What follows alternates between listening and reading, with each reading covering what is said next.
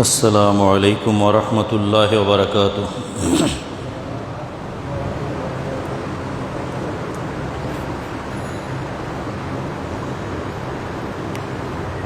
الحمد لله نحمده ونستعينه ونستغفره ونؤمن به ونتوكل عليه ونعوذ بالله من شرور أنفسنا ومن سيئات أعمالنا.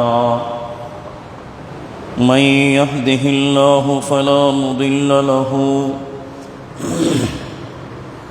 ومن يضلله فلا هادي له. ونشهد أن لا إله إلا الله وحده لا شريك له. ونشهد أن سيدنا ونبينا ومولانا محمدا عبده ورسوله. أما بعد فقد قال الله تعالى عز وجل في كلامه المجيد وفرقانه الحميد في شان حبيبه ونبيه مخبرا وآمرا. إن الله وملائكته يصلون على النبي يا أيها الذين آمنوا صلوا عليه وسلموا تسليما. صلى الله على سيدنا محمد وآله وأصحابه وسلم. صلى الله على سيدنا محمد وآله وأصحابه وسلم. بلغ العلا بكماله كشف الدجى بجماله حسنت جميع خصاله. صلوا عليه وآله. بلغ العلا بكماله كشف الدجى بجماله حسنت جميع خصاله. صلوا عليه وآله. إن نلت يا ريح الصباح يوما إلى أرض الحرم بلغ سلامي روضة فيها النبي المحترم. بلغ العلا بكماله كشف الدجى بجماله حسنت جميع خصاله. صلوا عليه وآله. أكبادنا مجروحة من صيف هجر المصطفى. طوبى لأهل بلدة فيها النبي المحتشم. بلغ العلا بكماله كشف الدجى بجماله حسنت جميع خصاله. صلوا عليه وآله. أما بعد. محترم मुसल्लियान किराम, মহান আল্লাহ রাব্বুল আলামিনের দরবারে লাখো কোটি শুকরিয়া আদায় করছি আল্লাহর প্রিয় হাবিব, দো জাহানের সরদার, প্রিয় নবীজি হজরতে মুহাম্মদ মুস্তফা সাল্লাল্লাহু আলাইহি ওয়াসাল্লামার দরবারে লাখো কোটি দরুদ ও সালাম পেশ করে আজকের পবিত্র জুমার বয়ান আপনাদের খেদমতে পেশ করছি। মহান আল্লাহ রাব্বুল আলামিন আমাদের সকলকে তার দরবারে কবুল করুন, বলুন আমিন। আজকের এই পবিত্র জুমার জন্যে তার এই ঘরে আমাদের উপস্থিতিকে আল্লাহ তাআলা কবুল ও মঞ্জুর করুন, বলুন আমিন। পবিত্র কোরআনে মজিদে ইরশাদ হচ্ছে, বিসমিল্লাহির রহমানির রহিম,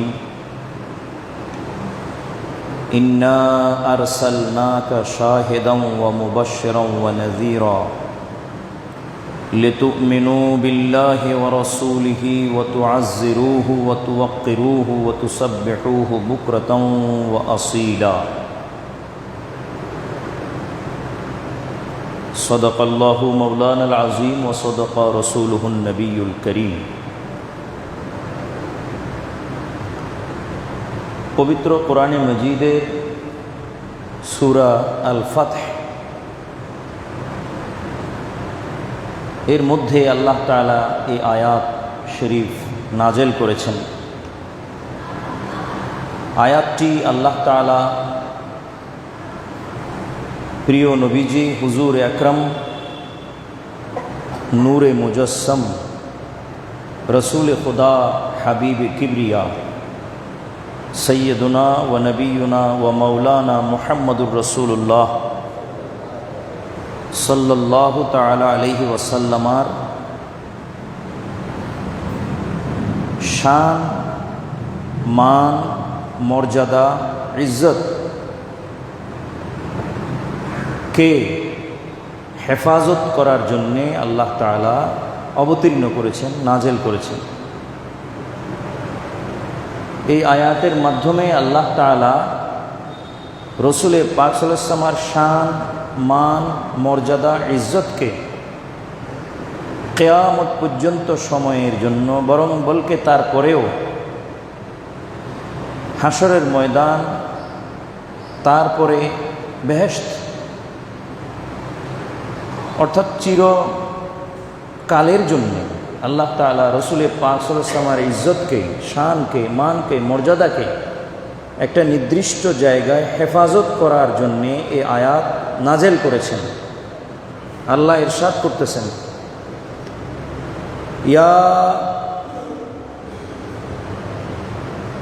ইন্না আরসালনাকা শাহিদান ওয়া মুবাশশিরান ওয়া নাযীরা। হুজুর সাল্লাল্লাহু আলাইহি ওয়াসাল্লামকে আল্লাহ তাআলা বলেন, নিশ্চয়ই আমি আপনাকে প্রেরণ করেছি শাহেদ হিসেবে, স্বচক্ষে অবলোকনকারী, সাক্ষীদাতা হিসেবে আমি আপনার প্রেরণ এই পৃথিবীতে আমি করেছি। ওয়া মুবাশশিরান, সুসংবাদদাতা হিসেবে আমি আপনাকে পাঠিয়েছি। ওয়া নাযীরা, ভয় ভীতি প্রদর্শনকারী হিসেবে আমি আপনাকে প্রেরণ করেছি। আপনি স্বচক্ষে অবলোকন করবেন, নিজের চোখ দ্বারা আপনার উম্মতের হাল আহওয়াল অবস্থা আপনি দেখবেন। আপনাকে সে ক্ষমতা আমি দিয়ে পাঠিয়েছি। আপনি আমার ব্যাপারে, আমি আল্লাহর ব্যাপারে আপনার উম্মতগণকে আপনি সুসংবাদ দিবেন, বেহেশতের সুসংবাদ, আল্লাহর দয়ার সুসংবাদ, রহমতের সুসংবাদ, আল্লাহর ফজল, আল্লাহর করুণা, আল্লাহর অনুকম্পার সুসংবাদ আপনি আপনার জাতিকে, আপনার উম্মতকে দেবেন। আমি আপনাকে এই জন্যে পাঠিয়েছি। ওয়া নাযীরা, আবার আপনি তাদেরকে ভয় প্রদর্শন করবেন, আমার আযাবের ভয়, জাহান্নামের ভয়, আমার রাগের ভয়, আমার অসন্তুষ্টির ভয়, আমি যে কাহার, আমি যে জব্বার, আমি যে প্রতিশোধ গ্রহণকারী, আমি যে সর্বময় ক্ষমতার মালিক, আমি যে আদালতকারী, আদেল, ন্যায় বিচারক, এ সকল বিষয়ে আপনি ভয়ও দেখাবেন আপনার উম্মতকে। এজন্যে আমি আপনাকে এই কাজগুলো দায়িত্ব দিয়ে আমি আমার বান্দাদের মাঝে, আপনার উম্মতদের মাঝে আমি প্রেরণ আপনাকে করেছি। এবার আমাদের দিকে ফিরে আল্লাহ আবার বলছেন, লিতুমিনু বিল্লাহি ওয়া রাসূলিহি, নবী আমি কেন পাঠিয়েছি? যেন তোমরা আল্লাহ এবং তার রসুলকে বিশ্বাস করো। নবী ও রসুল প্রেরণের মকসদ, উদ্দেশ্য আল্লাহ তাআলা বয়ান করছেন। লিতুমিনু বিল্লাহি ওয়া রাসূলিহি, যেন তোমরা ঈমান আনো, দৃঢ় বিশ্বাস করো আল্লাহর উপরে এবং আল্লাহর রসুলের উপরে। ওয়া তুআজ্জিরুহু, এবং তাকে সাহায্য করো। আল্লাহর নবীকে, আল্লাহর রসুলকে, অর্থাৎ হযরত নবী মুহাম্মদুর রাসূলুল্লাহ সাল্লাল্লাহু আলাইহি ওয়াসাল্লামকে যেন তোমরা সাহায্য করো। ওয়া তুওয়াক্কিরুহু, এবং তাকে যেন তোমার সম্মান করো, ইজ্জত করো। ওয়া তুসাব্বিহুহু বুকরাতান ওয়া আসীলা, এবং সকাল সন্ধ্যা আল্লাহর তাসবিহ তোমরা পাঠ করো। তো এই আয়াতে আল্লাহ তাআলা একটা কথা এরকম বলেছেন, ওয়া তুআজ্জিরুহু ওয়া তুওয়াক্কিরুহু, যাতে তোমরা নবীকে সাহায্য করো এবং নবীকে তাজিম করো। নবীর সাহায্য এবং নবীর তাজিম উম্মতের উপরে কর্তব্য, ফরজ। রসুলে পাকের সম্মান, তাজিম আল্লাহ নিজে হেফাজত করেছেন, তালিম দিয়েছেন, শিক্ষা দিয়েছেন কিভাবে হেফাজত করতে হবে। এবং আল্লাহ তার সুন্নত, তার পদ্ধতি, তার নিয়ম জাতির সামনে পেশ করে এরপর আল্লাহ বলতেছেন, ওয়া তুআজ্জিরুহু ওয়া তুওয়াক্কিরুহু, তোমরা তার সাহায্য অবশ্যই করতে হবে এবং তোমরা তার ইজ্জত অবশ্যই করতে হবে, তার সম্মান তাকে দিতে হবে। এটা তোমাদের উপরে কর্তব্য, লাজেম, ফরজ। রসুলে পাকের সম্মান, ইজ্জত হেফাজত করার জন্যে আল্লাহ তাআলা অনেক সীমা পরিসীমা কোরআনে মজিদে আল্লাহ বর্ণনা করেছেন। যখন সাহাবাদের মাঝে এই ক্ষেত্রে যে ত্রুটি পেয়েছেন, সে ত্রুটির আলোকে আল্লাহ তাআলা আয়াত নাযিল করেছেন। যখন যে ত্রুটি দরবারে রিসালাতের আদবের ক্ষেত্রে যখন যে ত্রুটি পেয়েছেন, সেই ত্রুটির আলোকে আল্লাহ তাআলা আয়াত নাযিল করে নবীর ইজ্জতকে আল্লাহ তাআলা হেফাজত করেছেন, নবীর সম্মানকে আল্লাহ তাআলা প্রতিষ্ঠিত করেছেন। এবং এ জাতীয় সকল প্রকারের সম্মান উম্মতকে বলেছেন তোমাদের উপরে এটা ওয়াজিব, কর্তব্য। আল্লাহ কখনো দেখেছেন যে নবীর দরবারে সাহাবারা এসে দরবারের বাহির থেকে, হুজরার বাহির থেকে বড় আওয়াজে রাসূল সাল্লাল্লাহু আলাইহি ওয়াসাল্লামকে আহ্বান করতেছেন, যেভাবে আমরা একে অপরকে ডাকি। যেমন আমরা কারো বাসার সামনে গিয়ে বলি, হে মোহাম্মদ আব্দুল খালেক ভাই, আপনি কোথায়, বাসায় আছেন কিনা, বের হয়ে আসেন, আমি আপনার সাথে দেখা করতে এসেছি। মোহাম্মদ আব্দুল খালেক ভাই বলে আমরা আমাদের কোনো আত্মীয় স্বজন, ব্যক্তিবর্গ, ভাই বেরাদার, এদেরকে আমরা কি করি, ডাকি। হে মোহাম্মদ আব্দুল জব্বার ভাই, হে মোহাম্মদ মালেক ভাই, হে মোহাম্মদ জাকারিয়া ভাই, ঘরে থাকলে বের হন, আমি আপনার সাথে দেখা করব। এ বলে আমরা বাহির থেকে আওয়াজ দিই, উপরন্তু আমরা কড়াও নাড়াচাড়া করি। এরকম রসুল পাক সাল্লাল্লাহু আলাইহি ওয়াসাল্লামের পবিত্র হুজরা মুবারক বাইতে আয়েশা সিদ্দিকা রাদিয়াল্লাহু তাআলা আনহা, মসজিদ নববীর পাশে যে রসুল সাল্লাল্লাহু আলাইহি ওয়াসাল্লাম হুজরায় থাকতেন, সে হুজরা থেকে, হুজরার বাহির থেকে ডাকাডাকি করছেন সাহাবারা, জানেন না তারা এই বিষয়ে হুকুম তখনও নাজেল হয়নি। আল্লাহ তাআলা যখন দেখলেন যে আমার নবীকে তারা অসতর্কতামূলক বাক্য দিয়ে তারা ডাকছেন, আল্লাহ আয়াত নাজিল করছেন সাথে সাথে, ইন্নাল্লাযীনা ইউনাদুনাকা মিন ওয়ারাইল হুজুরাতে আকসারুহুম লা ইয়াকিলুন। নিশ্চয়ই যারা আপনাকে আহ্বান করে, ডাকে আপনার হুজরার বাহির থেকে, যেভাবে ওই যে ডাকা হলো, এভাবে যারা ডাকে, আকসারুহুম লা ইয়াকিলুন, তাদের অধিকাংশই বেআক্কল, তাদের আকল নেই, বেআকল। এভাবে যাদেরকে যারা ডাকেন তাদেরকে আল্লাহ তাআলা কি ডাকলেন? বেআক্কল। কিয়ামত পর্যন্ত এগুলো বেআক্কল থাকবে। কথা কি বুঝে আসে? দরবারে রিসালাতের আদব রক্ষার্থে আল্লাহ তাআলা আরো বললেন যে উলাইকাম তাহানাল্লাহু কুলুবাহুম লিত্তাকওয়া, যে আল্লাহ তাআলা নবীর দরবারে আদব রক্ষা করে যারা আওয়াজ করে না, চুপ থাকে, নবীর দরবারের সামনে বড় আওয়াজ তাদের গলা থেকে বাহির করে না, নজর উঠাইয়া উঠাইয়া যারা দেখে না, বরং নজরও নিচে রাখে, আওয়াজও নিচে রাখে, এ জাতীয় লোকগুলোকে আল্লাহ তাআলা তাকওয়ার জন্য নির্ধারণ করেছেন। তাদের হৃদয়টা আল্লাহ তাকওয়ার জন্য মুনতাখাব করেছেন। উলাইকাম ইমতাহানাল্লাহু কুলুবাহুম, তাদের মনটাকে, হৃদয়টাকে আল্লাহ তাআলা তাকওয়ার জন্য নির্বাচন করেছেন। এদেরকে আল্লাহ তাআলা মুত্তাকি বলেছেন। অপরদিকে যারা বড় আওয়াজে চিৎকার করে নবীকে ডাকে, তাদেরকে আল্লাহ তাআলা বেআক্কল ডাকছেন। এই ব্যবস্থা আল্লাহ কেন নিচ্ছেন? নবীর ইজ্জতে, তাজিমে, তার দরবারের সম্মান সম্ভ্রম রক্ষার্থে।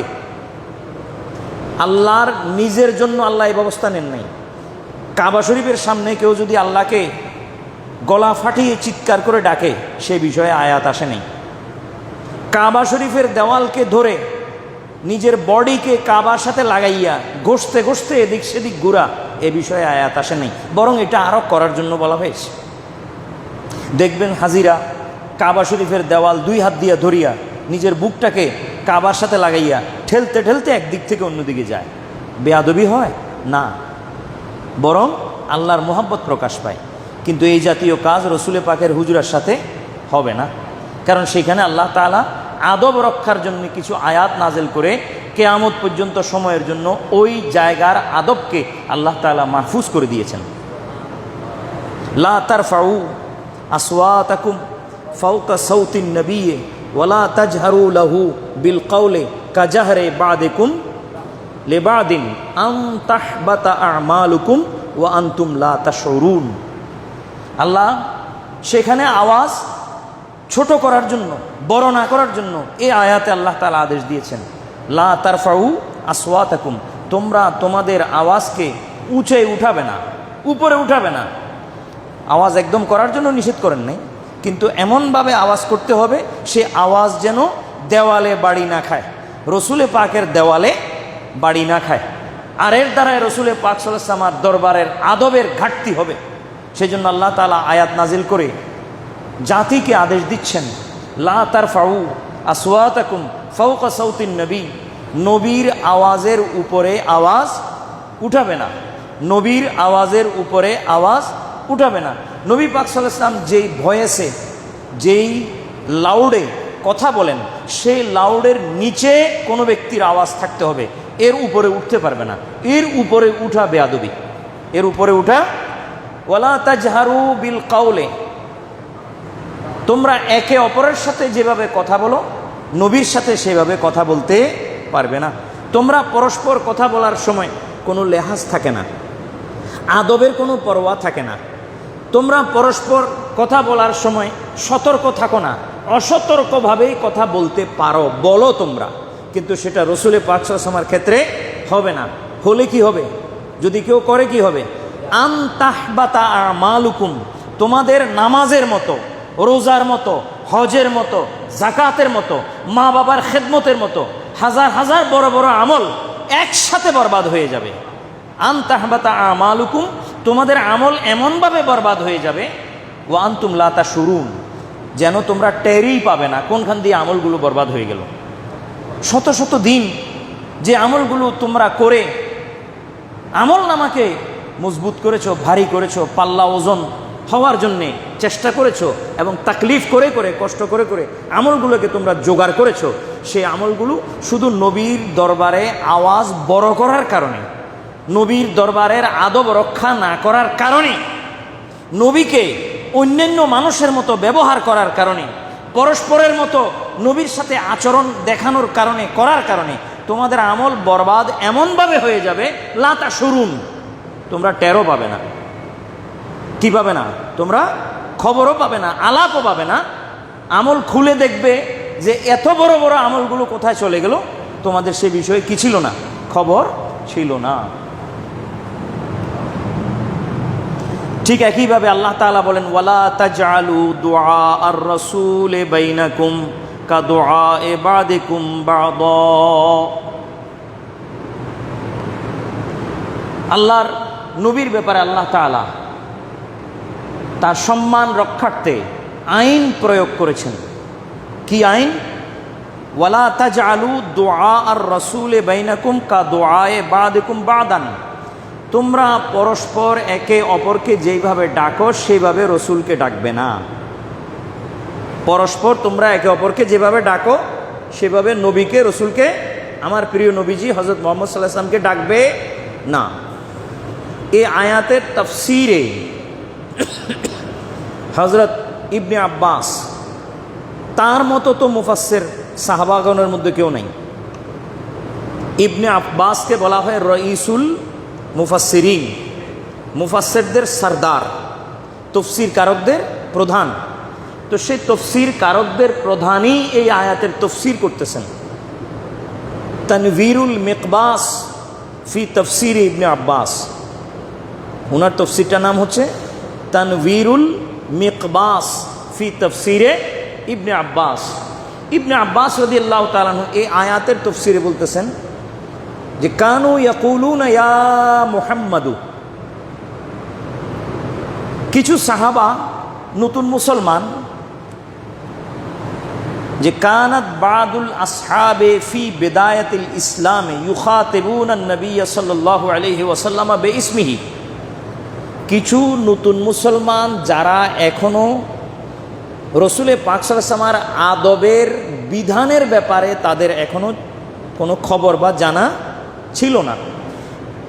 এই সময়ে কিছু নতুন মুসলমান, নতুন সাহাবা, তারা রসুল সাল্লাল্লাহু আলাইহি ওয়াসাল্লামকে নাম ধরে ডাকতেন, বলতেন ইয়া মুহাম্মাদু।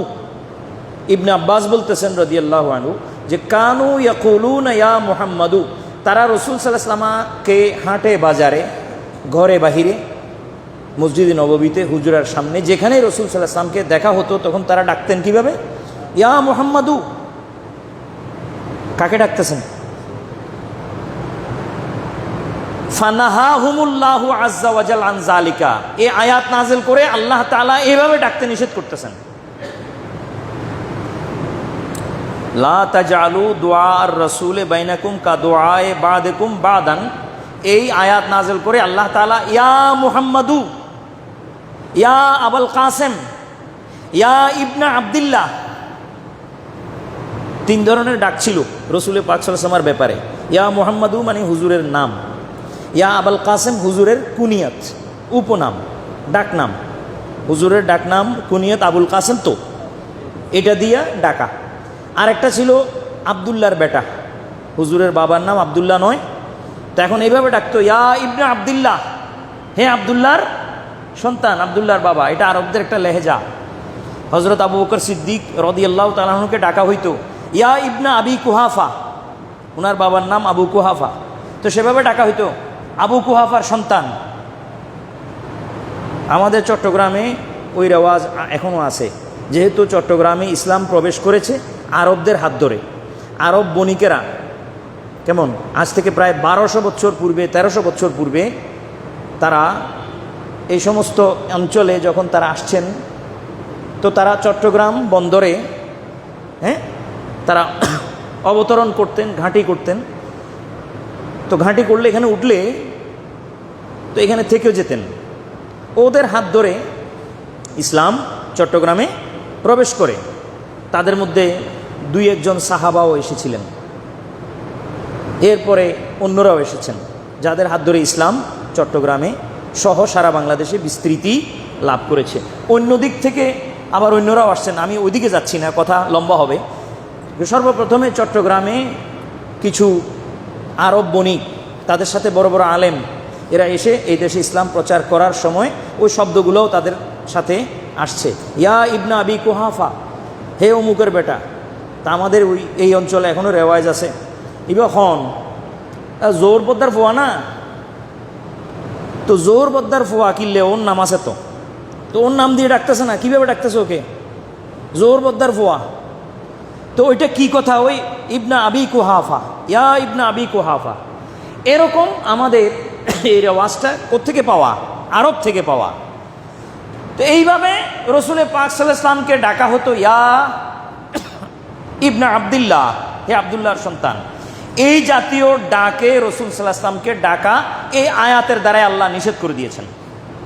কেন? ইবনে আব্বাস বলেন ইজামান লাহু, ইজামান লিনবিহি, রসুলের পাক সাল্লাল্লাহু আলাইহি ওয়াসাল্লামের তাজিম রক্ষার্থে।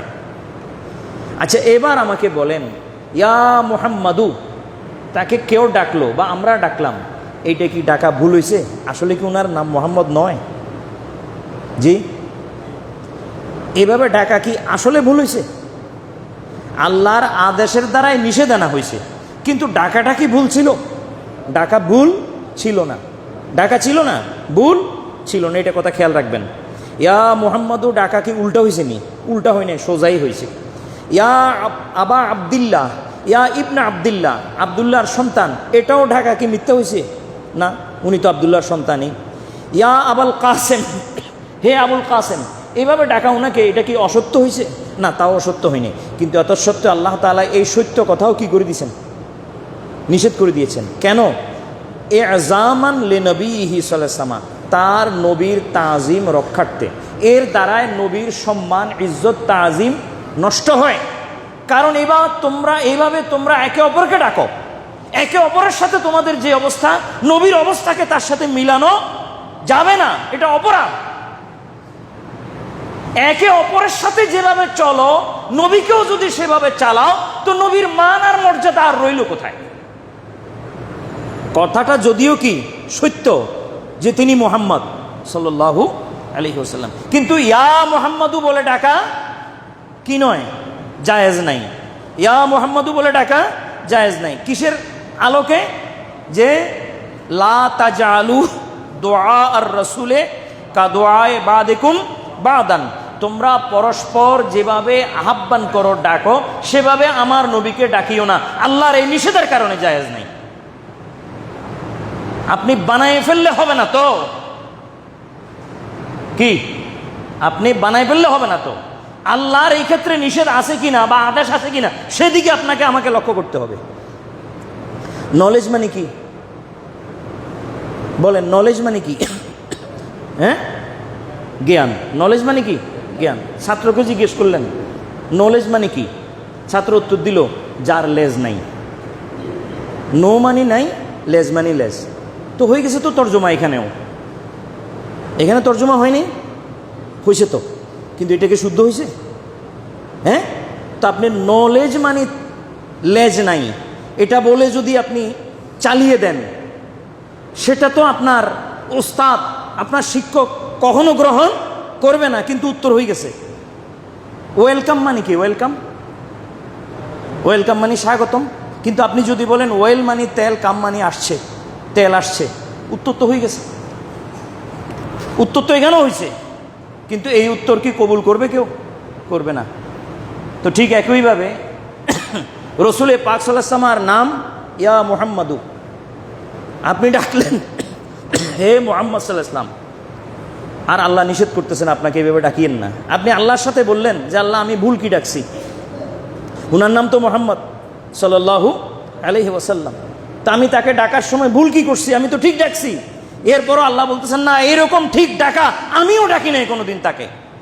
পুরো 30 পারা কোরআন মজিদের ভিতরে আমি নাম ধরে ডাকি নাই তাকে, তার ইজ্জত রক্ষার্থে, তার সম্মান রক্ষার্থে, তার সম্ভ্রম রক্ষার্থে আমি তার স্রষ্টা হিসেবে তাকে ডাকার এইভাবে অধিকার রাখা সত্ত্বেও আমি ডাকি নেই। কারণ আমি আদব শিক্ষা দিচ্ছি তোমাদের সকলকে যে আমার নবীকে ডাকবে তো আমি যেভাবে ডাকছি, ইয়া রসুল আল্লাহ, ইয়া হাবিব আল্লাহ, ইয়া আইয়ুহান নবিয়্যু, ইয়া আইয়ুহার রসুলু, ইয়া ইয়াসিন, তাহা, ইয়া আইয়ুহাল মুজাম্মিল, ইয়া আইয়ুহাল মুত্তাসির, এইভাবে আমি আমার নবীকে তার শান, তার মান, তার ইজ্জত নিয়ে ধরে ধরে ডেকেছি। তার নাম আমি কোনোদিন কোরআনে মজিদে ডাকি নাই, কারণ এটা বেয়াদবি। এই জিনিস প্রতিষ্ঠিত করার জন্যে আয়াত নাযিল করেছি একাধিক। অতএব এর দ্বারায় আমি যেটা বলতেছি সেটার মধ্যেই আদব আছে। আর তোমরা যদি মনে করো ইয়া মুহাম্মাদু ডাকা তো সহি ছিল, ভুল কোথায়? আমি বলবো ভুল হলেও বেয়াদবি হয়েছে, ভুল না হলেও বেয়াদবি হয়েছে। ভুল হয় নাই, কিন্তু কি হয়েছে? বেয়াদবি হয়েছে। নাম ধরে ডাকা কি? বেয়াদবি। এই জন্য আল্লাহ তাআলা নিষেধ করেছেন।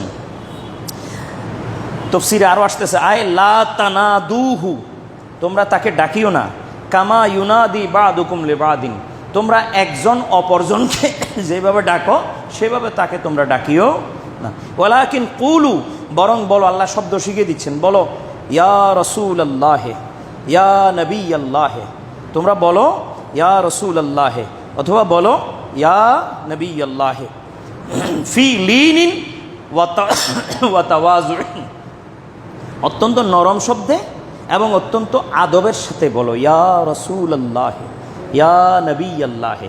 বলার সময়ও ভয়েসের দিক থেকে আদব রক্ষা করো, আওয়াজ নিচে করো, শব্দ ছোট করো, যেন তার আওয়াজের উপরে তোমাদের আওয়াজ না বাড়ে। এবং ইয়া মুহাম্মাদু বলে, ইয়া আবুল কাসেমে বলে, ইয়া ইবনে আব্দুল্লাহ বলে ডাকা হারাম। ডাকা কি? হারাম। অথচ ওই ডাক তিনোটা অসত্য না, মিথ্যা না, কিন্তু তারপরেও কি? হারাম। কেন হারাম? আল্লাহর নবী সাল্লাল্লাহু তাআলা আলাইহি ওয়াসাল্লামার ইজ্জত রক্ষার্থে, তাজিম রক্ষার্থে, সম্মান রক্ষার্থে। হযরত ইবনে আব্বাস বলেন যে ইজামান লিনবিহি সাল্লাল্লাহু আলাইহি ওয়াসাল্লাম, নবী পাক সাল্লাল্লাহু আলাইহি ওয়াসাল্লামের ইজ্জত রক্ষার্থে আল্লাহ তাআলা এই ধরনের ব্যবহার তার সাথে করা নিষেধ করেছেন।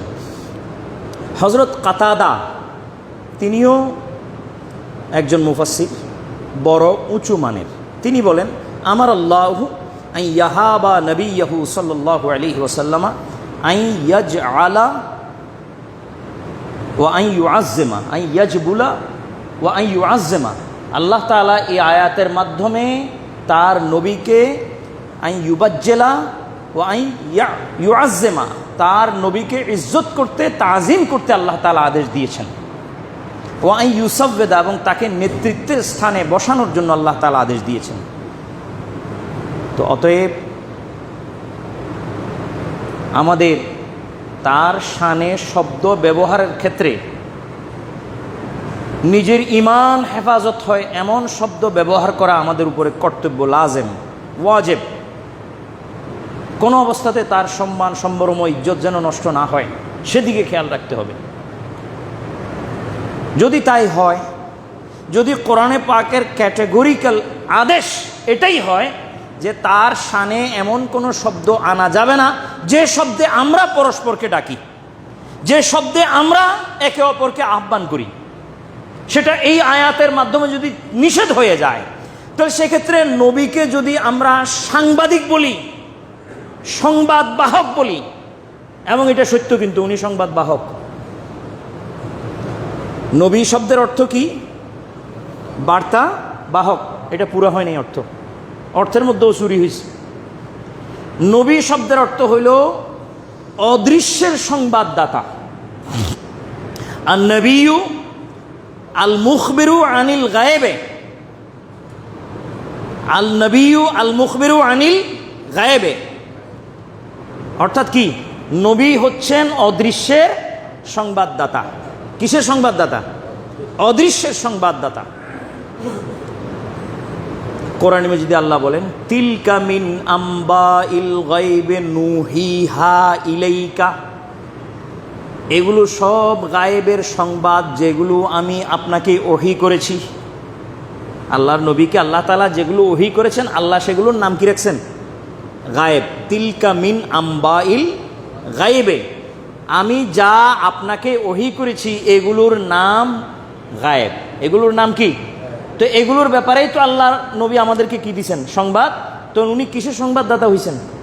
গায়েবের সংবাদদাতা। শুধু সংবাদদাতা যদি হয় তাহলে তো রেডিও টেলিভিশনকেও নবী বলা যাবে। রেডিও টেলিভিশনও তো সকাল থেকে বিকাল পর্যন্ত সংবাদ দিচ্ছে, দেয় না? হ্যাঁ, তো রেডিও টেলিভিশনে যে সংবাদগুলো দিচ্ছে আর নবী যে সংবাদ দেন তার মধ্যে বেশকম কোথায় জানেন? বেশকম হলো রেডিও টেলিভিশনে, প্রচার মাধ্যমে, প্রিন্ট মিডিয়ায়, প্রেস মিডিয়ায়, অথবা কোনো ব্যক্তি অপর ব্যক্তিকে যে সংবাদ দিচ্ছে সেই সংবাদের মধ্যে সিদক ও কিজবের ইহতিমাল আছে, সত্য মিথ্যার গুঞ্জাইশ আছে। সত্য হতেও পারে, মিথ্যাও হতে পারে। বর্তমান সময়ে যে জার্নালিজম, সেই জার্নালিজমের অধিকাংশই তো হলুদ জার্নালিজম, ইয়েলো জার্নালিজম। এটা তো সাদা বিষয় তো অনেক কম। সেই ক্ষেত্রে বর্তমান সময়ের অনেকটুকু অংশ সংবাদ মিথ্যার উপরে নির্ভর। মিথ্যা এবং মিথ্যা, বানোয়াট এবং বানোয়াট। একটা সংবাদ আরেকটা সংবাদকে কাটিয়ে দিচ্ছে পরবর্তীতে, যে আগেরটা মিথ্যা ছিল এখন একটা সহি, আবার সেটাকে কাটি নতুন সংবাদ আসতেছে, সেটাকে কাটিয়া আবার নতুন সংবাদ আসতেছে। এই সংবাদগুলো সত্য হওয়ার ক্ষেত্রে বিন্দুমাত্র কোনো ভরসা নাই। মিথ্যা আর মিথ্যায় ভরপুর। 100টা সংবাদের মধ্যে একটা দুইটা সত্য হইতে পারে, বাকি সবগুলাই মিথ্যার উপরে নির্ভর। তো সেই সাংবাদিকের সাথে নবীর সংবাদ মিলালে কি চলবে? নবীর একটা সংবাদ কি মিথ্যার গুঞ্জাইশ আছে? এই জন্য আল্লাহ কোরআনে মধ্যে শুরু করতেই ওইটা মেরে দিয়েছেন। ডাইরেক্ট কি মারছেন? ওই রাস্তা মেরে বন্ধ করে দিয়েছেন। আলিফ লাম মিম যালিকাল কিতাবু, তারপরে কি? লা রাইবা ফিহি। এই কথার অর্থ কি? যেটা এমন কিতাব যে কিতাবের ভিতরে সন্দেহের কোনো অবকাশ নেই। সন্দেহের কোনো অবকাশ নেই। পুরা কিতাবের ব্যাপারেই তো রসুলের সংবাদ দিয়েছেন নাকি? পুরা কিতাবটা কে বলছেন আমাদেরকে? রসুলে বলছেন। কে বলছেন? এই কয় আল্লাহ বলছেন। আল্লাহ কোথায় বলছেন? আল্লাহ আপনাকে আপনার সামনে আসি বলছেন? কথা উল্টো বলেন। আপনাকে কে বলছেন? আপনাকে আমাকে বলছেন রসুল। রসুলকে আল্লাহ বলছেন। উনাকে বাদ দিয়ে কথা বলেন কেন? উনাকে বাদ দিয়ে আল্লাহ আপনার সাথে কথা বলছেন? বলে নাই। আল্লাহ আপনি কোন আন্দাজে উনাকে এক্সিট করে বাইলাট করে আল্লাহ পর্যন্ত পৌঁছেন? আল্লাহ পর্যন্ত আপনি কোন অবস্থাতে উনাকে বাদ দিয়ে পৌঁছতে পারবেন না। মাঝখানে উনাকে রাখতে হবে। আরব রাসূল সাল্লাল্লাহু আলাইহি ওয়াসাল্লাম যখন সর্বপ্রথম আয়াত নাযিল হয়েছে, ইকরা বিসমি রাব্বিকাল্লাযী খালাক, খালাকাল ইনসানা মিন আলাক, ইকরা ওয়া রাব্বুকাল আকরাম আল্লাযী আল্লামাল ইনসানা মা লাম, এই কয়টা আয়াত যে তিনি নিয়ে আসছেন, আরবের সামনে পড়ছেন। তিনি পড়ার পর জিজ্ঞেস করে, মা হাজা ইয়া মুহাম্মাদু, হে মোহাম্মদ সাল্লাল্লাহু আলাইহি ওয়াসাল্লাম এগুলো কি? তখন তিনি বলেন, হাজাল কোরআন। এরা তো কোরআন চিনেও না। চিনেছেন কে? এই হাজাল কোরআন যে বলছেন, এটা কি কোরআন না হাদিস? না, হাজাল কোরআন এই অংশটা কি? এটা হাদিস। কোরআন নিজেকে পরিচিত হচ্ছে মানুষের সামনে কিসের দ্বারাই হচ্ছে? হাদিসের দ্বারাই হচ্ছে। কোরআন যে কোরআন সেটা তো হাদিস ছাড়া আপনি বুঝবেনও না। ততএব আপনি কি কোন আন্দাজে কোন আকলে এই কথা বললেন যে আল্লাহ নাজিল করছেন? আল্লাহ আপনার সাথে নাজিল করেন নাই, আপনাকে বলেন নাই। আল্লাহ বলছেন কাকে? রসুলে পাক সাল্লাল্লাহু আলাইহি ওয়াসাল্লাম। রসুলে পাক আপনাকে আসে বলতেছেন এটা কোরআন। তাতে আপনি মাঝখান থেকে উনাকে অ্যাকসিড করে, এর মতো বেয়াদব আরেকজন নাই যে মাঝখান থেকে রসুলকে বাহির করে দিয়ে সরাসরি কার সাথে যুক্ত হতে যায়? আল্লাহর সাথে। এটা হবে না কোনোদিন। এটা কোনোদিন কি হবে না। বারবার আপনাদেরকে শিখাই, আপনারা কি কারণে এই জাতীয় কথা আবার বলেন? ভুল কেন বলেন? তো যেটা বলতেছিলাম যে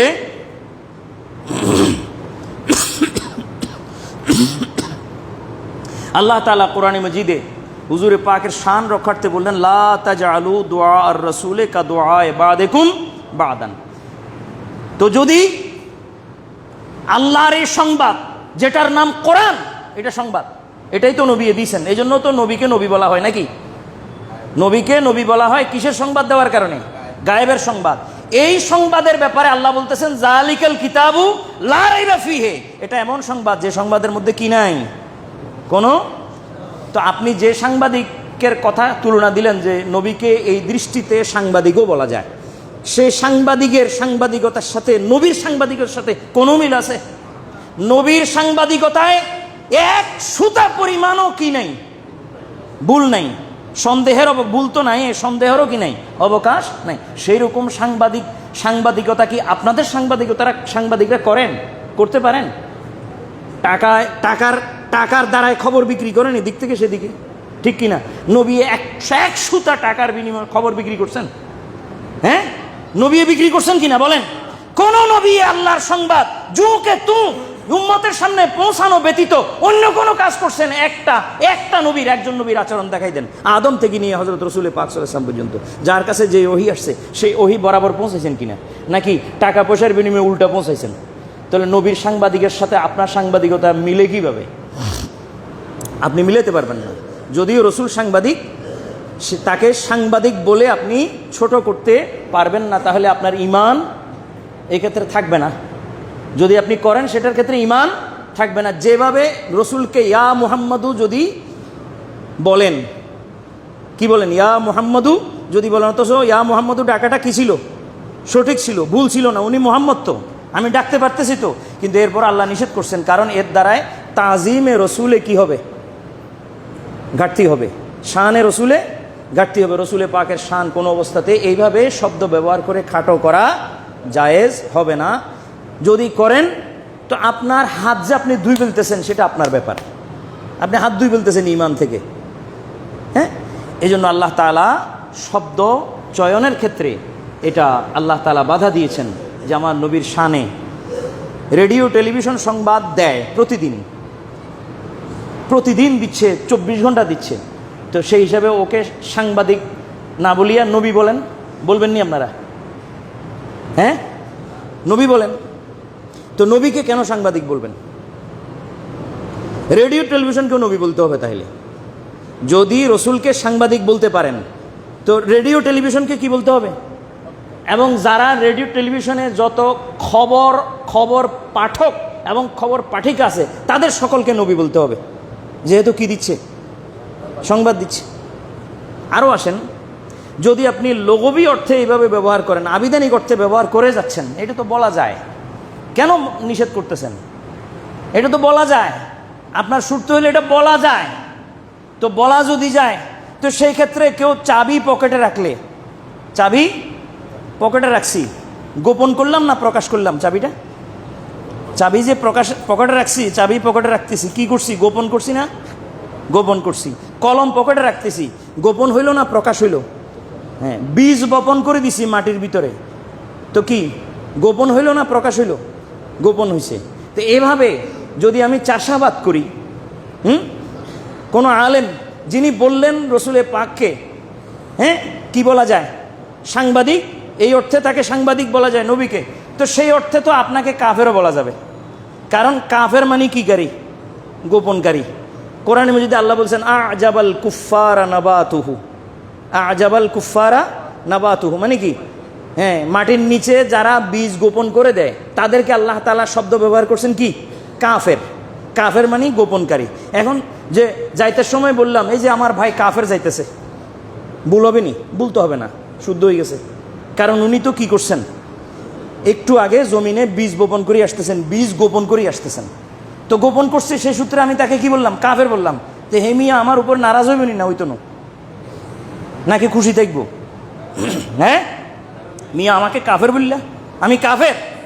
আমি কোথায় বলছি ভাই? কোরআন মজিদ আপনাকে কাফের বলতেছে, আজাবাল কুফারা নাবাতুহু।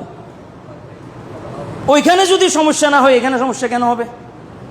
নবীকে সাংবাদিক বলার ক্ষেত্রে যদি সমস্যা না হয়, তো আজাবাল কুফারা নাবাতুহু, কাফেরদেরকে তাদের শস্য, তাদের ক্ষেত খামার, এগুলো তাদেরকে আশ্চর্যান্বিত করে, অবাক করে। হ্যাঁ, তো আল্লাহ তাআলা কাকে কাফের ডাকছেন? কৃষককে, গোপনকারীকে। তা আপনি চাবি পকেটে রাখতেছেন, গোপন করতেছেন, কলম পকেটে রাখতেছেন, গোপন করতেছেন, হ্যাঁ, টাকা পয়সা পকেটে রাখতেছেন, গোপন করতেছেন, বীজ বপন করে দিলেন। এই কাজগুলো যদি আপনি করেন ডেইলি, দৈনিক, তা আপনাকে তো কাফের বলা যায়। কোরআন বলতেছে আজাবাল কুফারা নাবাতুহু। ঠিক আছে, আজকে থেকে আপনাকে কাফের ডাকি আমরা, আপনি রাজি থাকবেন?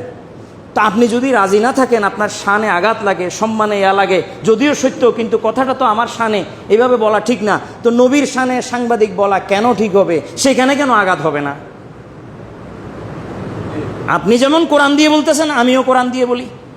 আল্লাহ কোরআনে পাকে আয়াত নাযিল করছেন, মান কানা ফি হাযিহি আমা ওয়া হুয়া ফিল আখিরাতি আমা ওয়া আদাল্লু সাবিলা। এই আয়াতের অর্থ হলো যে এই দুনিয়ায় অন্ধ, সে ওই দুনিয়ায় অন্ধ এবং সে বড় গোমরাহ। এইটা আয়াত নিয়ে যত আন্ধা মানুষ আসে সবগুলোকে আপনি গোমরাহ বানান। কোরআন বলতেছে তো যে এই দুনিয়ায় অন্ধ, সে ওই দুনিয়ায়ও অন্ধ, যে ইয়ম দুনিয়ায় অন্ধ, সে আখেরাতেও অন্ধ। তো এবার অন্ধ মানুষ সবগুলো কি গোমরাহ? তো কোরআন তো বলতেছে, এখানে কি করবেন আপনি? তখন আপনি এবার তফসির তালাশ করা আরম্ভ করলেন যে আল্লাহ কি বলছে আগে দেখি। তফসির খুঁজে বের করলেন। যারা আকলের অন্ধ, কিসের অন্ধ? চোখের অন্ধ নয়, কিসের অন্ধ? আকলের অন্ধ, তাদেরকে আল্লাহ তাআলা ওই আখেরাতেও কি বলছেন? অন্ধ বলছেন। তো এবার আপনি তফসির লাগাচ্ছেন। এখানে তফসির লাগালে আপনার সমস্যা কোথায় হইতো?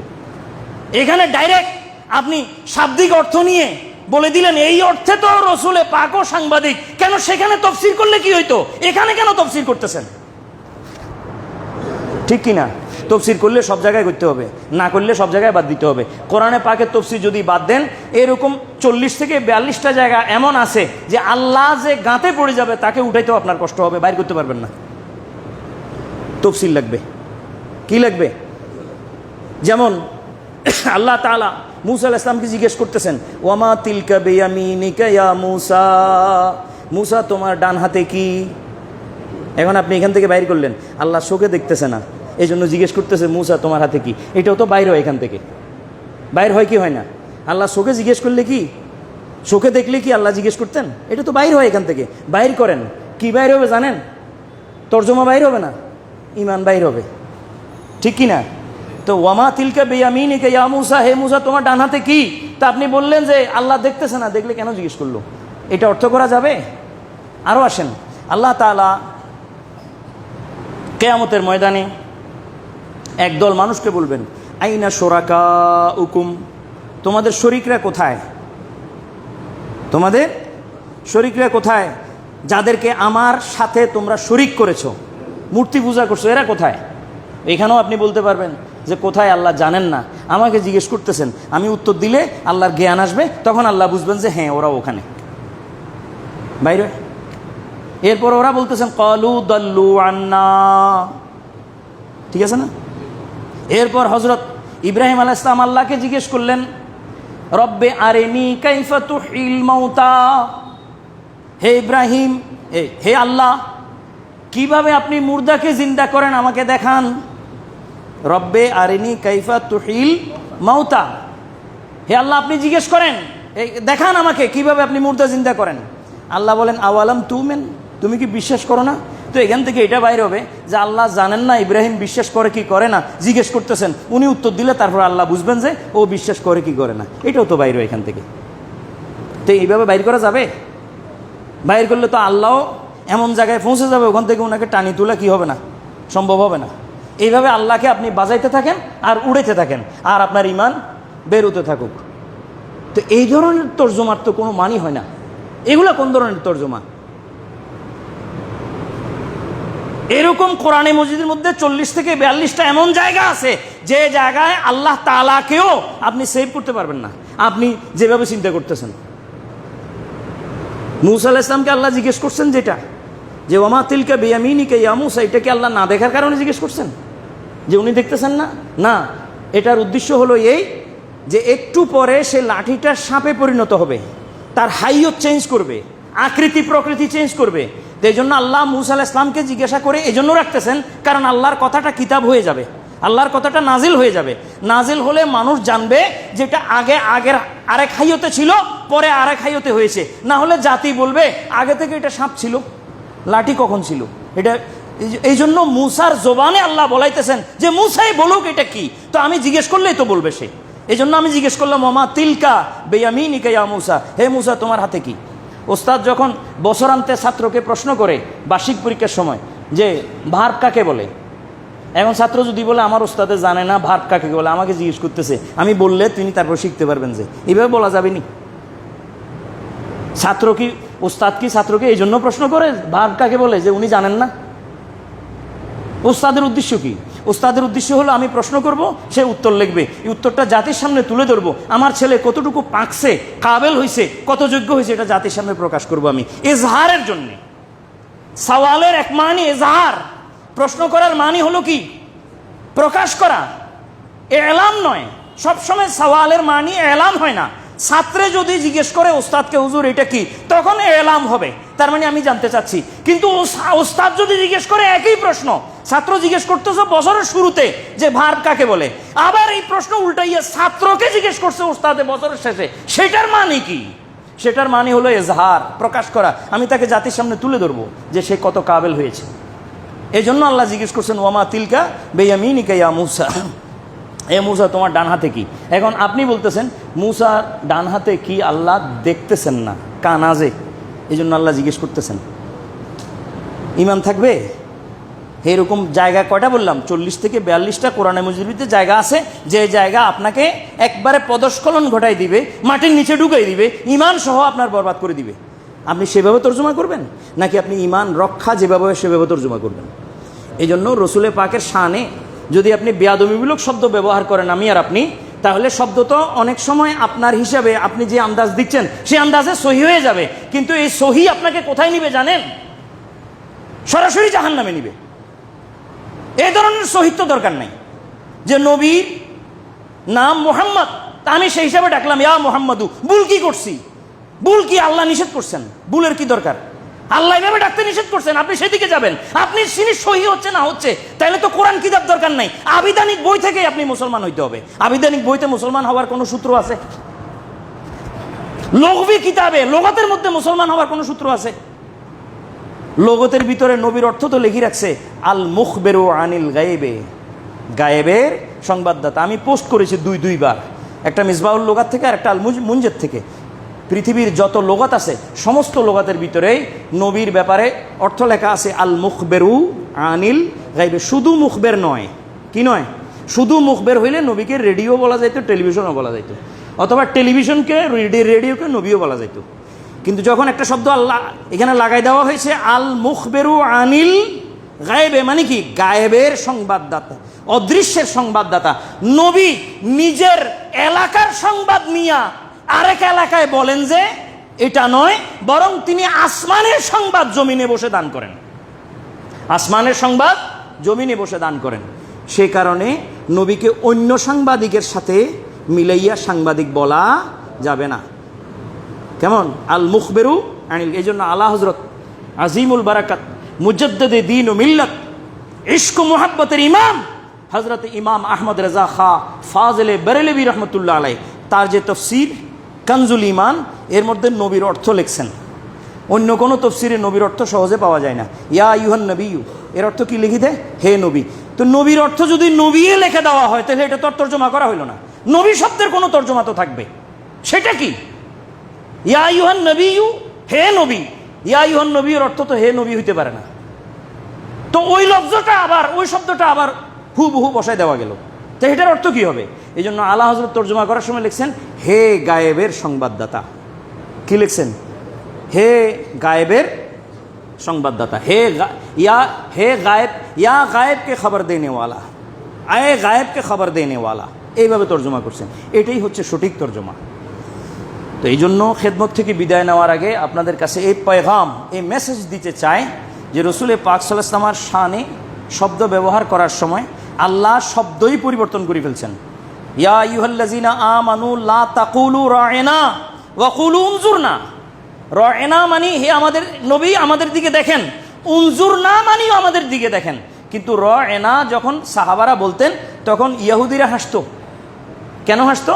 কারণ রা'না ইহুদি শব্দ একটা গালি, ইহুদি ভাষায় এক ধরনের একটা গালি। যারা তাদের মধ্যে আহাম্মুক, বেউকুফ, মানে বোঁদা, এই বোঁদাদেরকে তারা রায়না বলে। কারা? ইহুদিরা। তো এখন আরবি ভাষায় রায়না শব্দের অর্থ আমাদের দিকে নজর করেন, দেখেন, look me, look at me, এটার আরবি হলো রায়না।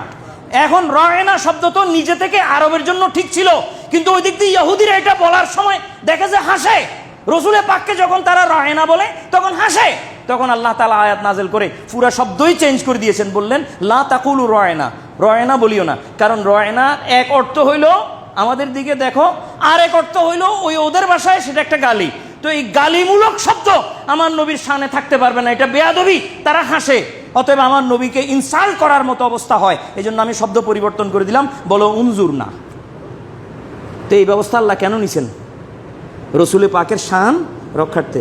তো আল্লাহ যদি এইভাবে জায়গায় জায়গায় রসুলের পাকের শান রক্ষার্থে শব্দ পরিবর্তন করে নতুন নতুন শব্দ দিয়ে যদি আল্লাহ ওনার শান মান ইজ্জত হেফাজত করেন, সেই ধরনের শব্দ আপনি আবার আনি লাগাইয়া উনাকে বেইজ্জত করেন, কি মানই থাকতে পারে? কি অর্থ থাকতে পারে এটার? এটা আমরা বেইজ্জতি মনে করি উনার শানে।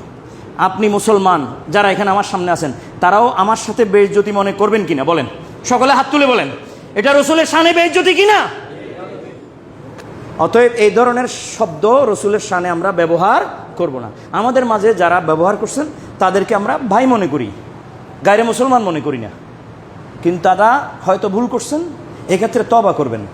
তওবা করে শানের রেসালত আমাদের সাথে মিশে যাওয়ার জন্য আপনাদেরকে বলতেছি না, আপনারা আপনাদের জায়গায় থাকিয়া আল্লাহ নবীর ইজ্জত রক্ষা করেন।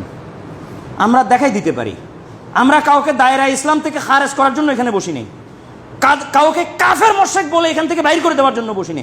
তবে আমরা আঙ্গুল দিয়ে দেখাই দেওয়ার জন্য বসছি যে ভাই এখানে ভুল হচ্ছে, আপনি দেখেন, এটা ঠিক করেন, ঠিক করে আপনার বক্তব্য আপনাদের বক্তব্য আপনারা চালান, দেন, করেন। হেদায়েত করার আছে হেদায়েত করেন, কিন্তু গোমরাহ থেকে হেদায়েত করতে পারবেন না। আপনি আগে নিজে কি করেন? হেদায়েতের জায়গায় আসেন। কু আনফুসাকুম ওয়া আহলিকুম নারা। ভুল হলে ভুল সংশোধন করে নেন, এরপর আপনার কর্তব্য কর্ম আপনি চালান, কোনো সমস্যা নেই। কিন্তু আপনি শানে রেসালতে বেয়াদবিমূলক শব্দ পরিহার করেন, ঠিক করেন, নিজেকে করে আপনি চলেন, চালান, সাথে থাকবে সবাই ইনশাআল্লাহ। এই জন্য আমার মুসল্লি ভাইদেরকে আমি অনুরোধ করি, যদি শানে রেসালতের ব্যাপারে আপনাদেরও মনের ভিতরে কোনো দ্বিধাদ্বন্দ্ব সংশয় থাকে, আমার এই আজকের বক্তব্যের দ্বারায় আপনারা সেটা সংশোধন করে নেবেন। জানবেন শানে রেসালতে আমাদের একে অপরের সাথে যে শব্দ ব্যবহার করি সেই শব্দ ব্যবহার করা জায়েজ নাই। লা তাজআলু দুআ আর রাসূলে কা দুআয়ে বা'দিকুম বা'দান। অতএব এটা আমরা পরিহার করব। হুজুরকে আল্লাহ যেভাবে সম্বোধন করেন সেভাবে ডাকবো, ইয়া আইয়ুহার রাসূল, ইয়া আইয়ুহান নবী, ইয়া মুজাম্মিল, ইয়া মুদ্দাসসির, ইয়া তাহা, ইয়া ইয়াসিন। এভাবে আল্লাহ তাআলা যেভাবে কোরআন মাজিদ ডাকছেন সেভাবে, অথবা যেভাবে বলছেন যে তোমরা বলো ইয়া আইয়ুহার রাসূল, ইয়া আইয়ুহান নবী, অথবা নবী পাক সাল্লাল্লাহু আলাইহি ওয়াসাল্লামের নাম যখন উচ্চারণ করো, সম্বোধন নয়, সম্বোধন ইয়া হলে হবে, কিন্তু শুধু নাম যখন উচ্চারণ করো মুহাম্মাদুন, তখন এর সাথে বলতে হবে কি সাল্লাল্লাহু আলাইহি ওয়াসাল্লাম। রাসূলের পাকের নাম উচ্চারণের সাথে সাথে কি বলতে হবে?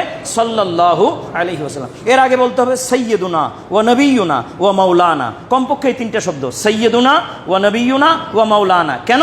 তাও রাসূলের পাকের শান মান ইজ্জত রক্ষা কল্পে। আমার মুখ থেকে যখন এই শব্দ বাইর হবে, এটা সরাসরি রাসূলের পাকের কাছে যাবে। তিনি যখন দেখবেন আমার উম্মত আমাকে অত্যন্ত নমনীয় স্বরে, সুন্দর আওয়াজে, উত্তম আওয়াজে, আল্লাহ নাজেলকৃত পদ্ধতিতে আমাকে আহ্বান করতেছেন, তখন রাসূলের পাকের পক্ষ থেকে আমাদের জন্য দোয়া হবে। সে দোয়াই আমার কামিয়াবির লক্ষণ, সে দোয়াই আমার উন্নতির লক্ষণ। আল্লাহ আমাদেরকে এইভাবে চলারও, রাসূলের সাথে ব্যবহার ঠিক করে করার তৌফিক আল্লাহ পাক দান করুন। কোরআন হাদিসের অনুসরণে আল্লাহ নবীর সাথে ব্যবহার আমাদের করার তৌফিক দান করুন। ওমা তৌফিক ইল্লা বিল্লাহ। আসসালামু আলাইকুম ওয়া রাহমাতুল্লাহ। সুন্নত আদা করুন।